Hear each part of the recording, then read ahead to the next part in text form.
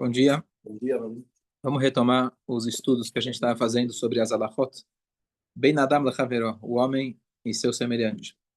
A gente começou na última vez a falar sobre Emet e Sheker, verdade e o contrário da verdade. Tem um pasuk no Teilim que o Midrash ele comenta o seguinte, ele fala que quando Hashem foi criar o mundo, ele foi se consultar. Ele se consultou, alegoricamente falando, com o Emet. Ele vira e fala para a verdade, fala: o que você acha? Faço o mundo ou não faço? Olha, vendo o que vai acontecer quando você criar o mundo, não vale a pena. Tá cheio de sheker, são meus inimigos. O mundo por natureza, isso o Midrash não fala, o nome Olam quer dizer Helem. O nome Olam significa ocultação. Aquilo que a gente está vendo, a realidade que a gente vê é uma ilusão. Porque esse mundo, na verdade, é a Kadosh Baruch Hu, o tempo todo está dando vida para ele. E a gente acaba enxergando com nossos olhares apenas físicos e mundanos, a gente não vê isso. Então, desiste dessa ideia, Hashem, não vale a pena. Tá bom, mas Deus não se contentou e ele foi procurar o Mister Hessel, Senhor Bondade. Ele pergunta, será que eu crio o mundo ou não? O que vocês acham que o Hessel vai responder? Hã? O mundo tem Hessel? Então, o mundo está cheio de Hessel. O mundo está cheio de Hessel. Tem outras coisas também acontecendo? Sim. Mas o que a gente vê desse passuca é que falar a verdade é muito mais difícil, e se viver com a verdade é muito mais difícil do que você praticar a bondade. Porque você pode praticar a bondade, como a Torá ensina pra gente, você pode dar para uma pessoa, mesmo que você não sinta nada por ela, não sinta obrigação, você só faz por obrigação, aliás, e você está fazendo a mitzvah. Então, o resto você fez. Você alimentou aquela pessoa, querendo ou não, sendo verdadeira a tua intenção ou por algum outro interesse. Então, a prática de Hesed, ela é muito abundante no mundo. Encontrar a verdade é mais difícil. Então, vamos ver algumas alahot em relação a isso. Depois analisar de uma maneira um pouco mais aprofundada o que significa viver com a verdade. Dúvidas? Tá olhando, Flávio? Mais ou menos, porque a verdade tem abundância, porque a verdade brota da terra. Aí vem o final do Midrash. O que o Midrash conclui dizendo? Então, o Midrash, bom, eu ia deixar para depois, mas o Midrash ele fala o seguinte: Deus decidiu criar o mundo, a gente viu que ele criou.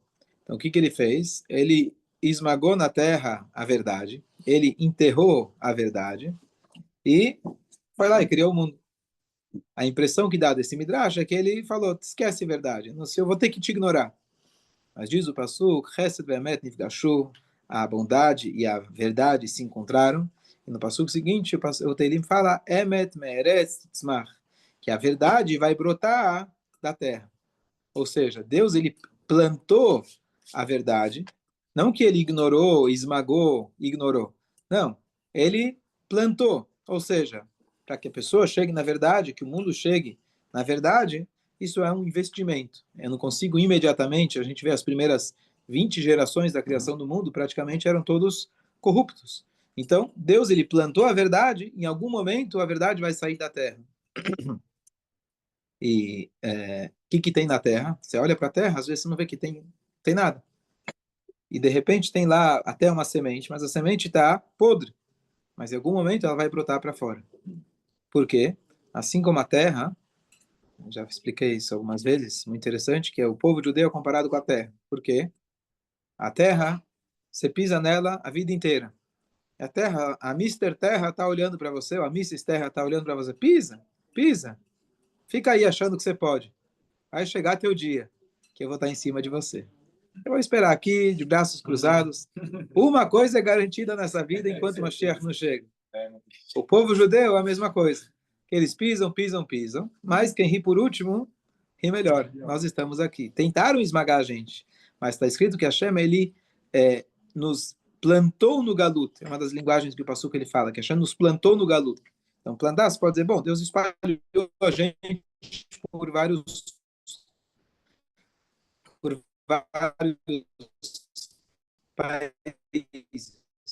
Mas toda vez que esmagaram a gente, sem perceber, eles estão fazendo com que brote e brote melhor. A verdade fica em silêncio, mas vai ficar sempre verdade. Não tem como você mudar a verdade. Você pode ignorar, você pode manipular, mas em algum momento a verdade vai brotar e você vai ser obrigado a dar de cara com ela e confrontá-la, certo? Baseado nisso, se a gente for pensar, a ideia, então, já entrar nos detalhes, toda a ideia da Torá é Emet. Está escrito que Chotamot Shalakador dele, o que quer dizer assinatura? É aquilo que você tem lá no cheque, você assina, você tem um contrato, você assina, é aquilo que expressa você de uma maneira prática e irrefutável.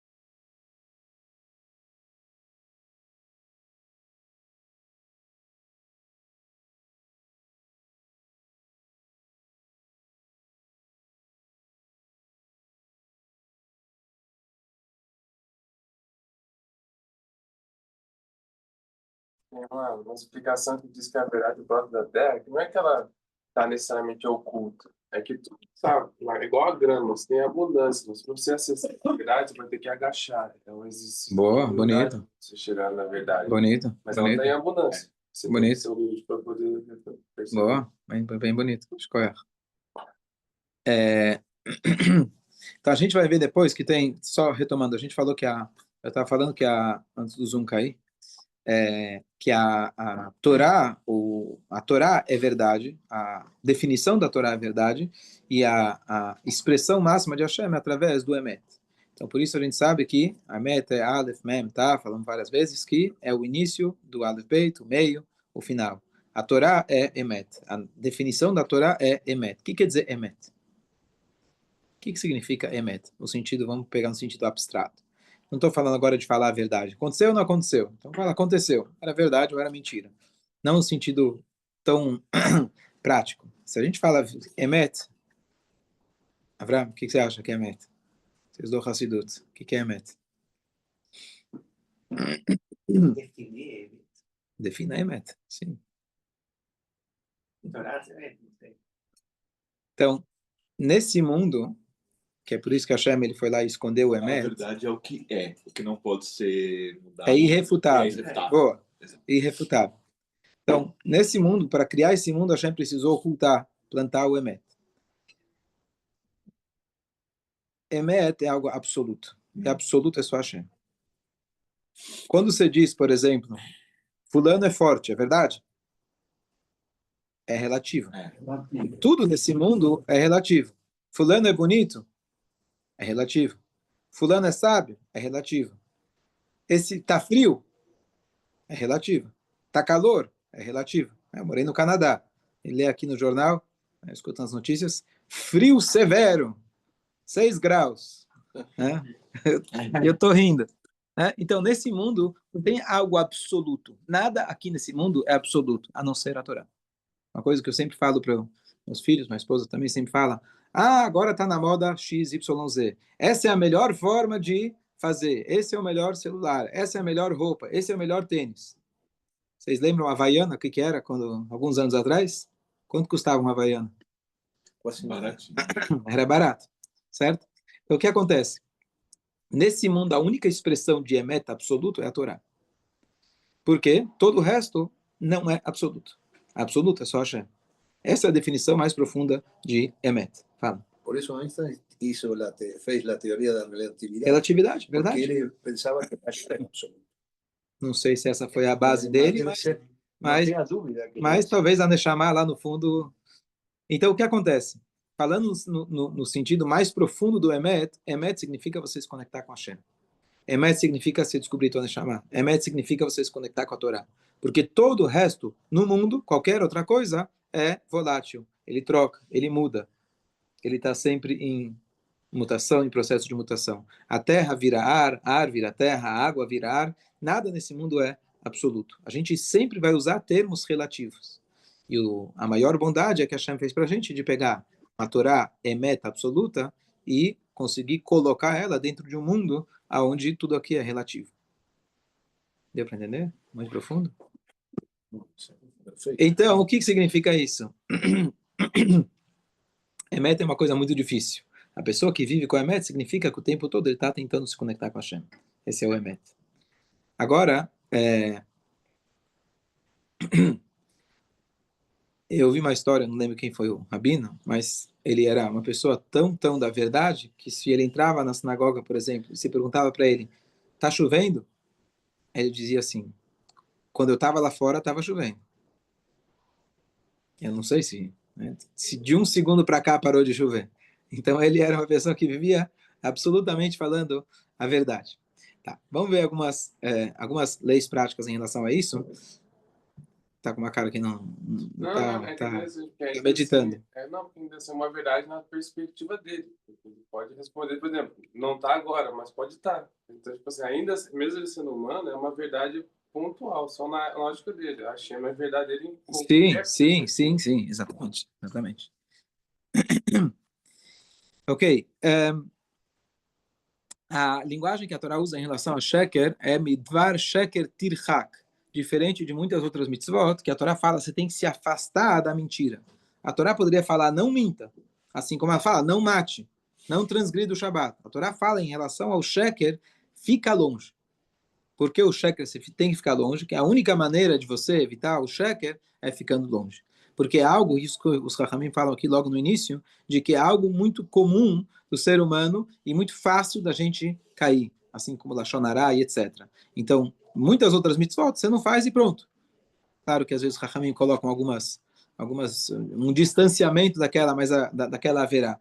Mas o sheker é algo impregnado na natureza animal nossa. Esse é o sheker.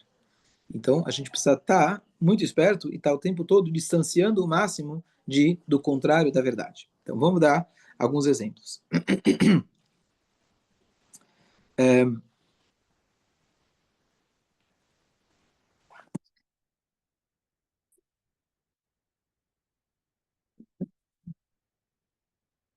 Ok. Só um minuto.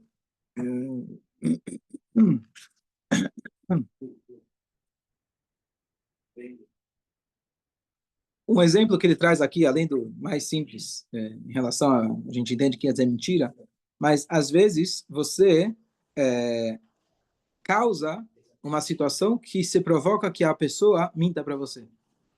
Então, por exemplo, você percebe que a pessoa tem algum segredo, ele te deu uma resposta meio cinza, e você está querendo descobrir. Mas é uma coisa muito pessoal dele, e ele não quer falar. E se você insiste, você está causando ele para eventualmente falar uma mentira. Então, esse é um exemplo prático. Midat Hassidut, ou seja, aqui ele fala que não é alahá em absoluto, mas é o ideal, a gente nem mentir, nem para fazer uma surpresa. Festa surpresa, Midat Hassidut, ele está dizendo. De você quer dar um susto em alguém, você quer fazer uma surpresa para alguém. Então, a pessoa, mesmo nisso, deve tomar o cuidado. Festa surpresa. Então, como eu disse, não é proibido, mas Midat Hassidut, uma pessoa que ele está realmente querendo se afastar no máximo da mentira, então a pessoa não vai, porque se você faz uma festa e você não conta para a pessoa, vão surgir situações que você vai ser obrigado a mentir. Onde você está indo, por que você está indo, por que você foi, por que você não foi, e você precisa criar toda criar uma história. Ou fazer pegadinha, comentei da outra vez. Então a pessoa pergunta, onde está? Perdi. Você dá um susto na pessoa, aí ele vai, não, achei, está aqui no meu bolso, tá certo? Então todo esse tipo de brincadeira a pessoa deve evitar. Mesmo que você está com uma intenção de trazer momentos cômicos, etc., Midat Hassidut, a gente evitar tudo isso. E aqui ele dá uma dica, literalmente, quando uma festa surpresa, um exemplo que ele dá aqui nesse livro, ele fala, se você for fazer, você tem que, isso precisa de inteligência, se a pessoa te pergunta, você tem que dar uma resposta que ela pode ser interpretada de dois jeitos. Eu não tenho um exemplo agora na cabeça, mas você não precisa responder sim nem não. Mas você pode responder, vamos ver. Você pode responder, estou pensando nisso. Então, alguma... Pode ser. Precisa ser esperto para poder fazer uma... Né, conseguir manter a surpresa e não mentir. Mas ele está dando uma sugestão de você falar alguma coisa que mishtamah lishnei panim. Quer dizer, dá para você interpretar como você quiser. Depois, a... Tá enganando, né? Hã? Não tá enganando.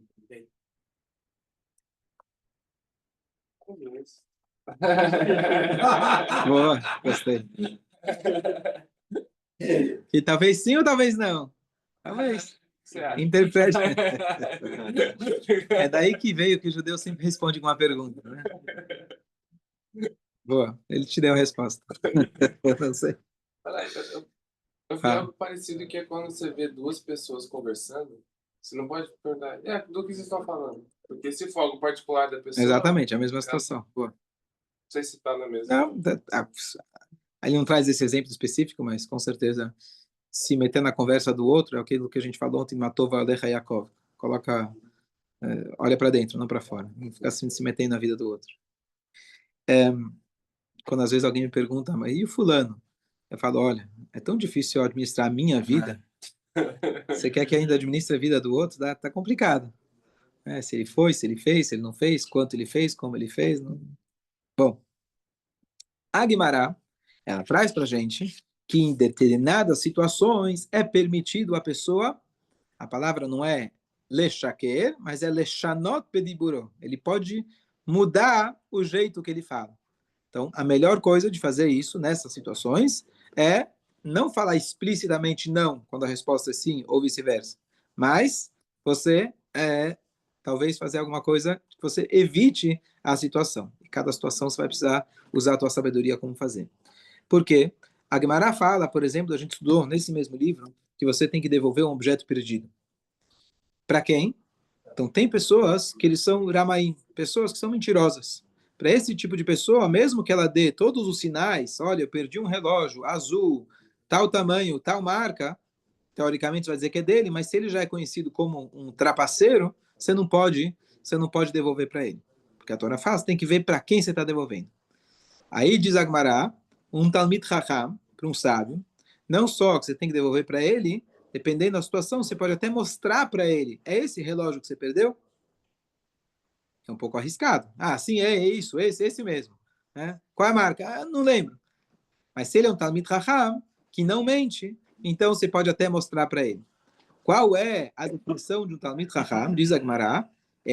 O que quer dizer a definição de alguém que é sábio e não mente? É alguém que não muda nas suas palavras, a não ser nas situações que a gente vai falar agora em seguida. Que mesmo o Talmid Chacham, aquele que cuida das suas palavras, em determinadas situações, ele está permitido a mudar as suas palavras. Então, quais são as situações? E é curioso, mas ele fala, a primeira é Bema certa. Bema certa significa, se alguém te pergunta, o que você está estudando agora? Vamos supor que o tema é Shabbat. Mas ele não quer agora ficar respondendo perguntas desse assunto. Ele está ocupado. Um Talmid Chacham, estamos falando. E tem uma regra que você não pode fazer pergunta fora do tema.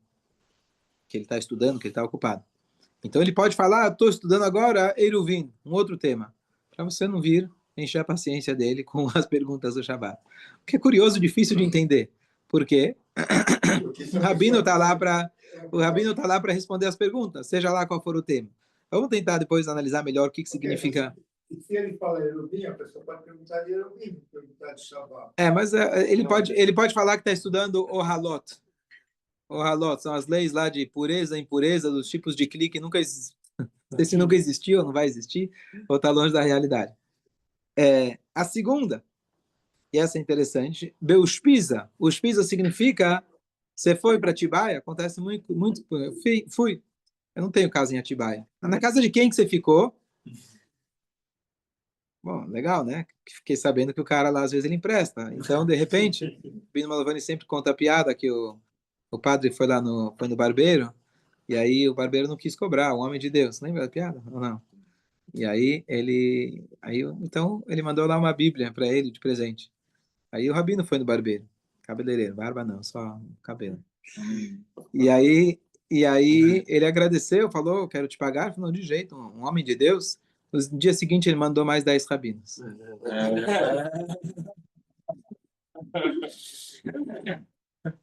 Essa piada eu ouvi do Rabino Malafani. Então, Não é politicamente correto. Então, isso é uma consideração muito interessante, que a Torá está pensando que se você disser a verdade, você está agora impondo uma situação desagradável, eventualmente, para outra pessoa. Então, nesse caso, é melhor você se, entre aspas, prejudicar, mudar suas palavras, não falar exatamente a verdade, falar alguma coisa que deixe vago, sem você precisar falar o nome, mas assim você não está causando a pessoa que foi bondosa com você, agora você está mandando mais 10 pessoas para o mesmo endereço. Terceira situação, a cama dele. O que quer dizer a cama dele? Aonde ele dormiu. É possível que a pessoa tenha um Talmid Chacham, apesar de ser um Talmid Chacham, ele tenha uma poluição noturna. E se ele vai dizer em qual cama que ele dormiu, o lençol que ele usou, alguém pode ver e vai ficar uma situação embaraçosa. De uma maneira mais ampla, essa ideia de tzniut. Toda a ideia de tzniut significa recato. Não é tudo que a gente fala, é verdade, você tem que sair contando a verdade para todo mundo. Tem coisas que são muito individuais. Então, mesma situação, se a mulher vai na mikve, você não tem que contar que dia que ela vai, onde ela vai, como ela está indo, etc. São coisas muito pessoais. Então, nesses assuntos também é uma das situações que a pessoa ela pode, vamos falar, lechanot bediboro, falar de uma maneira indireta. Por isso que a entrada da mikve tem que ser de uma maneira Recatado, sim, sim. A gente já comprou um apartamento, ia comprar um apartamento na esquina da Angélica, na Amélia Barros, para São Vicente. E quando nós fomos ver o apartamento, a gente viu que o apartamento ficava de frente para a mikve da Nicor Chaim. Aí a minha mulher falou assim, não vou pegar. Aqui não dá. E ainda confirmou, a gente escreveu uma carta para o Rebbe, tá? E o Rebbe falou que não. Boa. E agora, só retomar o que a gente falou no início desse capítulo, lá atrás, faz algumas semanas, de que tem a famosa machloket, famosa discussão entre Shammai e Hillel, que se tem uma noiva, normalmente você canta aquelas músicas, você fala Kalá na'ava hasudá, que a noiva é bonita, ela é bondosa e hasudá, etc. E aí pergunta a Gemara, o que acontece se ela não é bonita no seu físico? O que você fala? Shammai fala, Kalá como achei, você não precisa falar nada. Fica quieto. Ela é como ela é. E Hillel, ele fala, Kalá na'ava hasudá, você vai falar mesmo para essa mulher. Por quê? Porque aos olhos daquela pessoa é maravilhosa. Ou seja, nesse mundo tudo é relativo. Não tem algo que é absoluto. Não existe um parâmetro absoluto para dizer o que é beleza. Talvez os parâmetros da moda da França, talvez eles tenham seus parâmetros, mas não é isso que define absolutamente nada. E a Gemara traz o exemplo que se alguém compra um objeto na feira, e aí ele pergunta, o que você achou do meu novo relógio? O que você vai falar para ele?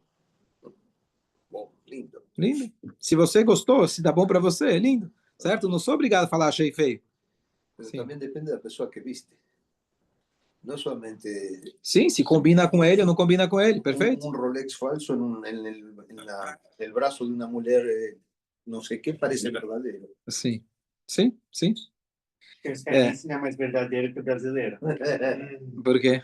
É? Por quê? Aí você fala, é feio, tá ruim. Mas- Brasileiro é mais Então, nesse aspecto, a gente tem que ser politicamente correto, porque foi a Laha fica, obviamente, com o Beit Hillel, de você evitar constranger a outra pessoa.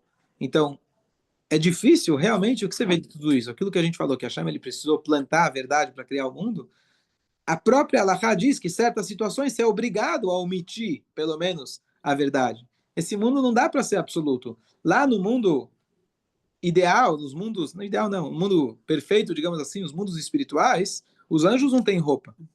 A palavra roupa, primeiro, da onde surgiu a roupa? Não foi no Brás.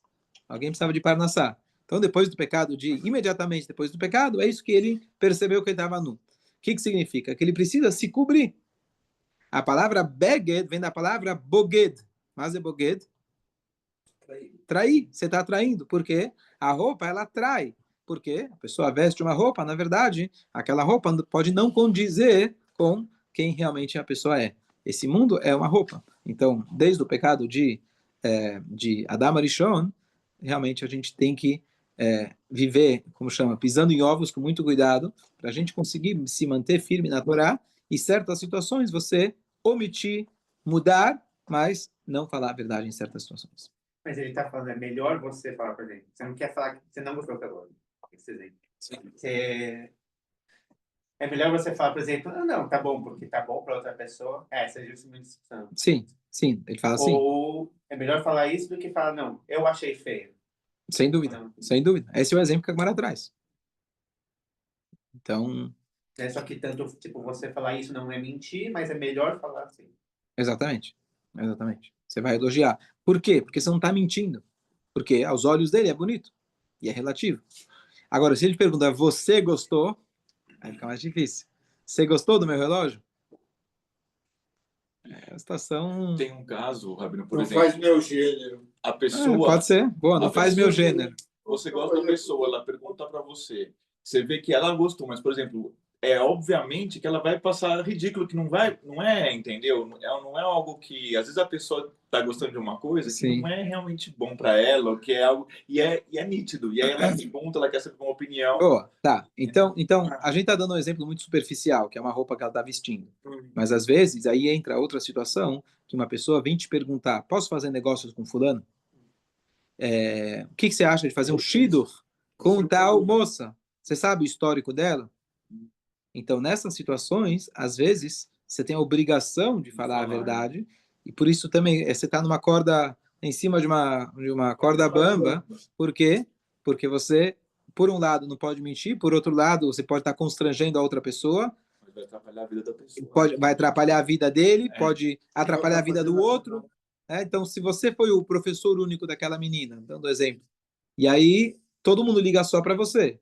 Se você for falar toda vez, não, ela é bagunceira, qualquer coisa assim, não vai casar nunca. Então, é uma coisa muito delicada. E Rabanim, eles têm piskei halachá, ou seja, decisões halachicas sobre esses detalhes, minuciosamente, para o que você deve falar, quando você deve falar, quando você pode omitir, quando você deve omitir, mas tem o conceito contrário de você não colocar obstáculo na frente do cego. Então, exemplo do relógio, hoje em dia, o cara comprou no Mercado Livre, ele está querendo ver se está bonito, se você pode falar que está feio, ele manda de volta e troca, compra o outro.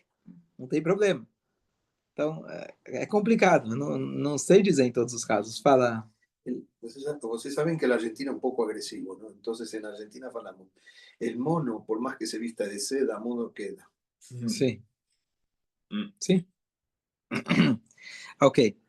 E por último, além dessas três situações, que você pode mudar a sua palavra, você tem que, né, pisar em ovos, mas agora tem uma situação que é uma mitzvah você mudar, que é você mudar pelo shalom, aquilo que Aaron Cohen sempre fazia. Então já dei vários shurim a respeito, como que ele fazia, qual que era a diferença entre Aaron e Moshe, mas quando é para fazer shalom, você pode realmente mudar as suas palavras, porque shalom é o objetivo pela qual Hashem criou o mundo. Está escrito, Lonit na Torá, ela lasot shalom baolam, a Torá só foi feita para você trazer a paz. E a paz, às vezes, para você conseguir chegar nela, você vai precisar ser um bom político, e vai para um lado, vai para o outro, vai driblando, para você conseguir chegar com que as pessoas elas tenham a paz. A gente fala o Shalom e Bromaf, o que Deus ele faz? Ele une os anjos de fogo com os anjos de água, uma forma metafórica, mas ou seja, dois opostos Deus consegue, ele consegue unir. E eu vi uma frase muito bonita, uma explicação que alguém me disse, que quando a gente vai falar o Ose Shalom, antes você dá 3 passos para trás. Para você fazer o Shalom entre duas pessoas, você precisa dessa, e você volta curvado. Ou seja, você precisa dessa humildade, parecido com aquilo que você falou, de que você quer pegar a verdade, ela é abundante, mas você precisa se curvar para pegar ela. Então, se você quer fazer o Ose Shalom, o que você vai fazer? Direita, esquerda, no meio, quer dizer, unir todos os lados. Né? Imagina você unir um cara que é de direita com um cara que é de esquerda, falando de uma maneira bem, usando os termos políticos, é muito difícil. Mas para isso, se você tiver humildade, e às vezes você vai precisar virar para um lado, vai virar para o outro, e ser ter que fazer o que Aaron Cohen fazia, ter esse jogo de cintura, isso é uma mitzvah. Então, emet absoluto nesse mundo é difícil a gente conseguir. E às vezes o próprio emet, como Hashem comprometeu o emet para poder criar o mundo, nós também podemos seguir Hashem. Se ele pôde comprometer o emet, colocar o emet, calar a boca dele por um tempo, a gente também deve fazer isso em determinadas situações, mas como eu sempre digo, mipnei a shalom não é pelo teu bem-estar. Shalom. Então o cara pergunta, você pegou? Não, não peguei. Não quero fazer uma briga. Não, isso não é o shalom que eu estou falando. Trazer o shalom entre duas pessoas, você promover a paz, essa é a ideia que você pode eventualmente, mas ainda assim, Moshe Rabbeinu, até isso ele se recusava a fazer. Mas cada um com a sua... Por quê? Porque Moshe Emet, Torah Emet, o Moshe era a personificação absoluta da Torá aqui nesse mundo, de Hashem nesse mundo, então ele, Hashem é Emet, não dá para você, ele não tinha essa capacidade, por uma limitação boa. Uma limitação significa, essa era a maneira dele ser, mas Aaron Cohen, por isso todo mundo chorou quando ele faleceu, mais do que Moshe, porque ele conseguia realmente trazer a paz entre marido, mulher, amigos, ex-amigos, etc. É um Hayom Yom que fala sobre acho que é do Baal Shem Tov, da relação entre bem, que é entre Binah, que você só consegue entender a outra pessoa se você estiver entre elas, se você estiver ouvindo ela, o que ela sempre dizer. Por isso que bem é a mesma... Bonito, não sei. Bonito. Acho que é do Baal Shem Tov. Bonito. Tem a ver com isso. Mas uma pergunta, né? De onde que se aprende tudo isso? Porque quando eu estava estudando sobre o Onaá, que tem uma Gezerá Shavá que de você do dano da dor ser feita com palavras também. Você aprende do que fala em relação ao pastor do convertido. Sim. Aí, no caso, isso que a gente está estudando é dessa mesma questão? De você estar cuidando de não causar um dano pelo que você... Não. A própria mentira, mesmo que não vai mudar nada para a pessoa. Você foi lá ou não foi? A própria mentira é proibida. Independente se vai causar um dano. Causar um dano já é um efeito colateral que pode causar outra transgressão. Deixa eu te falar uma coisa interessante.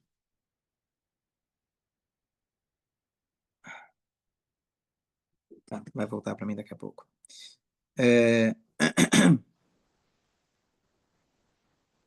Lembrei.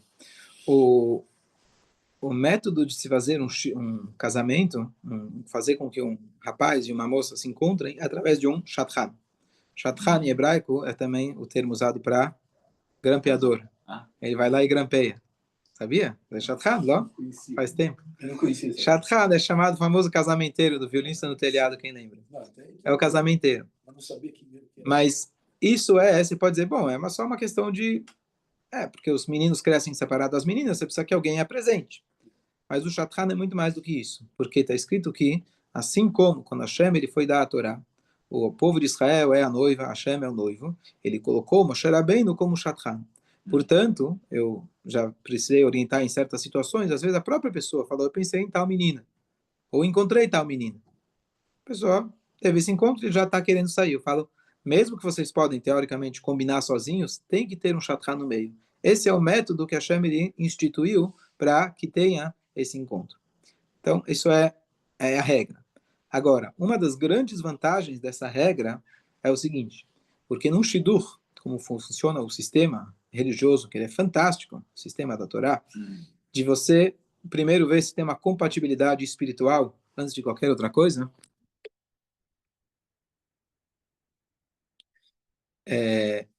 Então, você tem alguém no meio. O que acontece? A pessoa, quando ele sai, normalmente ele está fazendo uma avaliação.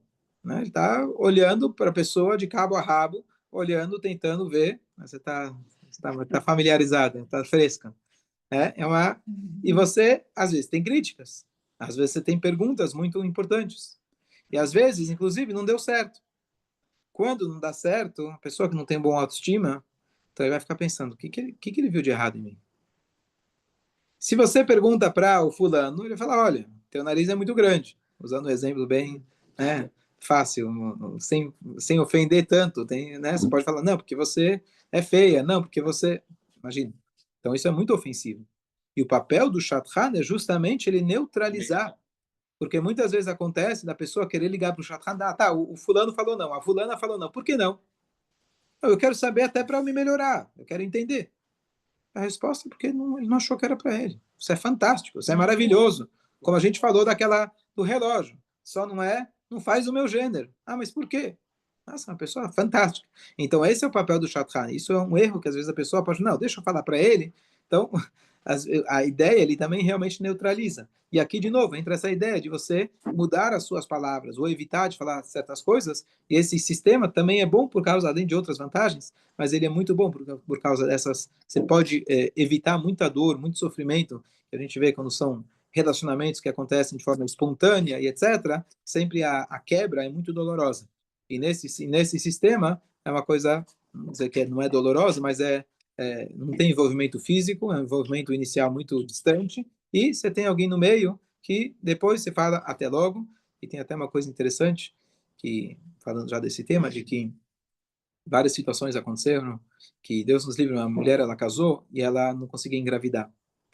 Escreveram para o Rebbe, e o Rebbe falou, veja se você, quando, ou o marido, ou ela, antes de você casar, se você encontrou uma outra moça, ou um outro rapaz, e na hora vocês quebraram de uma maneira que ofendeu a outra pessoa.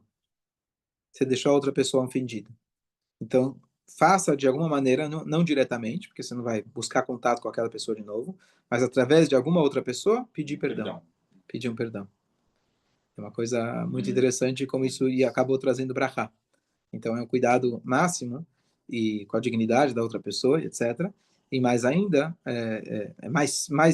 evita mais problemas quando você tem esse Shadchan no meio. Mas o Hashem pode fazer esse papel. Mandar como essa vai ser a mulher. Sem essa pessoa. Ele manda como Sim, Hashem, claro, Hashem pode. E tem gente que tem essa brachá de você olhar, bater o olho, com ela que eu vou casar e tá feito. Quem falou para mim? Eu vi ela na piscina. Uma intuição. E falei, essa vai ser uma intuição, perfeito. Uma intuição é uma coisa da Neshama que veio. Mas, agora não dá para mudar. Mas, na hora, se quiser mudar de ideia, agora tá tarde. Não. Mas a ideia é que quem tiver nessa situação, está aprendendo agora, de que quando isso acontecer, mesmo que acontecer de forma espontânea, tem que colocar alguém no meio, porque esse é o sistema que Hashem mesmo ele fez com o Bnei Israel. Dá para dizer que o Eliezer foi o primeiro Shadchan da Torá? Ele foi o primeiro Shadchan da Torá, sem dúvida nenhuma. Aí tem várias explicações sobre Eliezer, se quiser, tem muita coisa curiosa sobre Shadchan. A palavra Shadchan é Sheker Dover Kesef Notel. Quer dizer, ele fala mentira e toma grana. Né? Shadchan tem a obrigação de você pagar para ele. Você tem que pagar para ele.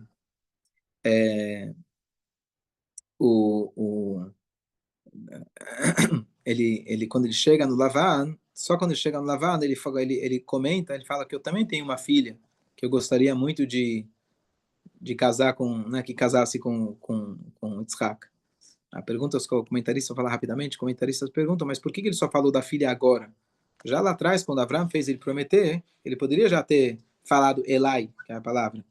E uma das respostas é que quando Avraham falou, vai procurar uma moça para o meu filho, ele pensou que era uma moça de uma família fantástica, maravilhosa. Então ele falou, quem sou eu? Eu sou um escravo, não serve.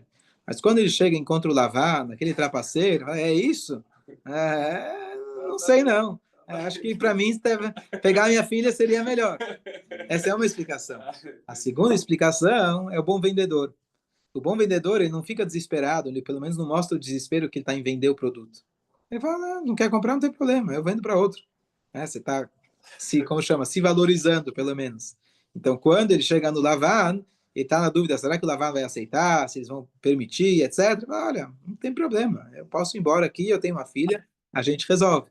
Então é um jogo de cintura de vender, papo de vendedor, tá certo? Que o Shadchan eventualmente ele precisa fazer também. Ele precisa, às vezes tem pessoas que têm dificuldades de conseguir chegar numa decisão, qualquer que seja o motivo. Não consegue assumir o compromisso, tá com medo, qualquer motivo. E o Shadchan, ele às vezes, se ele realmente tenha o dom e sensibilidade, quando ele vê que realmente é a pessoa certa, mas você só está com medo, dele conseguir empurrar a pessoa, incentivar a pessoa. Às vezes vai precisar de uma... Né, você não precisa contar tudo na cara no primeiro dia, você vai contar muito tempo depois, e assim por diante. Então, jogo de cintura, muitas vezes, tirando o que a gente aprendeu daqui, às vezes é necessário, principalmente quando é para promover a paz. Chico, Na vida do Messias, os Hassidim vão ressuscitar. Os Hassidim não. Quer dizer Hassidim. Todo mundo vai ressuscitar, todo Yehudi vai ressuscitar, todo Yehudi tesh no chelek ledam haba, e